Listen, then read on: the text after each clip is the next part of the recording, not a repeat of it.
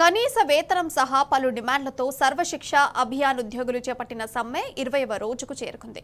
నాగర్ కర్నూలు జిల్లా కేంద్రంలో ఉద్యోగులు వినూత్నంగా నిరసన తెలిపారు. కాంగ్రెస్ సర్కారు తీరును నిరసిస్తూ ఒంటి గాలిపై నిరసన తెలిపారు. తమ డిమాండ్లను వెంటనే నెరవేర్చాలని ఉద్యోగులు డిమాండ్ చేశారు.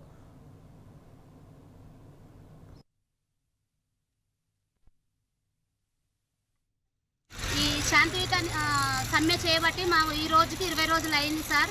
కాబట్టి ప్రభుత్వం నుంచి మాకు ఎలాంటి చలనం లేదు.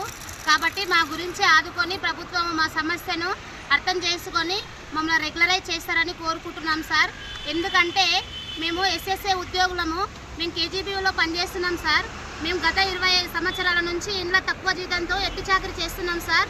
కాబట్టి మాకు ఎలాంటి ఫలితం అనేది లేదు.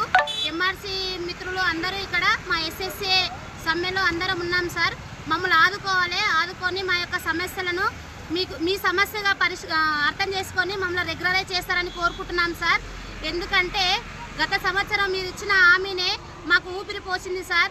ఈరోజు మా సమస్యను అర్థం చేసుకొని మమ్మల్ని రెగ్యులరైజ్ చేసుకొని మీ చెల్లెలుగా భావించి, ఎందుకంటే వేలాది మంది విద్యార్థులకు, తల్లిదండ్రులు లేని విద్యార్థులకు మేము విద్యను అందిస్తున్నాం సార్. కాబట్టి ఆ పిల్లల గురించన్నా మమ్మల్ని అర్థం చేసుకొని మా యొక్క జీతాలు ఇచ్చి మమ్మల్ని గౌరవించాలని కోరుతున్నాము. సమ్మె సందర్భంగా ప్రభుత్వానికి మేము 20 రోజులుగా అనేక డిమాండ్లు చేస్తూ ఉన్నాం. ఇప్పటి వరకు ప్రభుత్వం స్పందించలేదు.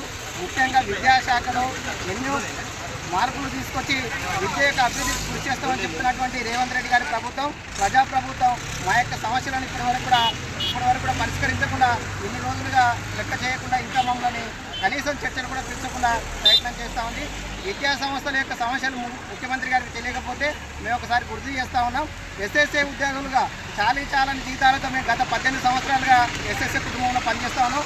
అయ్యా, ఎస్ఎస్ఏలో పనిచేసే ఉద్యోగులకు మినిమం జీతం 7,000 నుంచి ఉంటే మ్యాక్సిమం జీతం 29,000 దగ్గర ఉంది. 18 సంవత్సరాల నుంచి ఈ సాలిన జీతాలతోనే ఎస్ఎస్ఏ కుటుంబ సభ్యులు జీవిస్తూ ఉన్నారు. సో పేద పిల్లలకు జీవితాల్లో వెలుగు నింపే ఉపాధ్యాయులు అందరం కూడా, ఈ స్టాఫ్ అంతా కూడా మరి మా జీవితాల్లో వెలుగు కావాలని కోరుకుంటా ఉన్నాం. దయచేసి మీరు అందరూ కూడా ఈ సమస్యను పరిష్కరించాలని కోరుతా ఉన్నాం.